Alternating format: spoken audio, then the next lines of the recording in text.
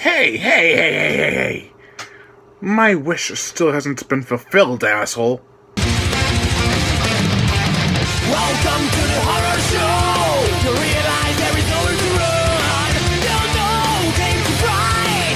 Paranoia is getting you alive.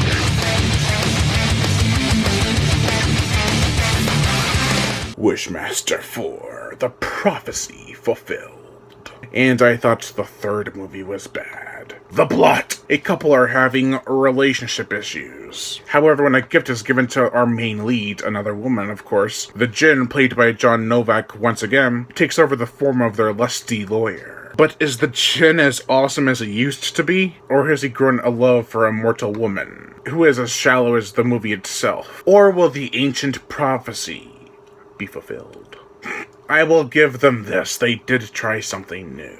The entire series reminds me of Pumpkinhead, as in the first is awesome, the second sort of rewrites the rules, third turns into a slasher flick, and the fourth revolves around a love story. Actually, the second Pumpkinhead is more of a slasher film than part 3, and you can, fuck it. Although whereas at least every one of those movies were watchable, the third and especially fourth movies are just plain pathetic. There is more Djinn screen time in this installment. There's actually 4 Djinn on screen at one time, and that's pretty cool. And there's way more than there was in Part 3, but I think that they were saving the screen time in Part 3 so they'd be able to afford more screen time in Part 4 for the Djinn. It could have gone full apocalyptic in one scene, but nope! Budget man, gotta make a love story instead. This may be somewhat of a romance, but there is barely any emotion emitted from anyone in this frickin' movie. It is tragically laid back. Now, there is something I was saving to talk about in this review. Is this the same Djinn from Part 1 to 3, or is the Djinn from Parts 1 and 2 different from the ones in Parts 3 and 4? I mean, the first 2 movies have Andrew Divoff as the Djinn, and the last 2 movies have John Novak as the Djinn, and they appear to be different in tactics and success rate.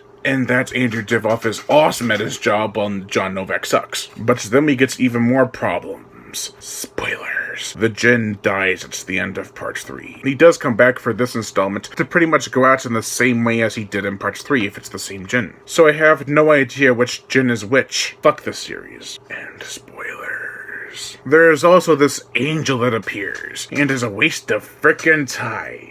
His pointless filler kills people despite him being a servant to God. Makes total sense. The gore, the effects. There is some decent gore, about as much as Part 3. We get a severed tongue and nose, which is actually a pretty clever scene. A bloody broken hand. Ouch.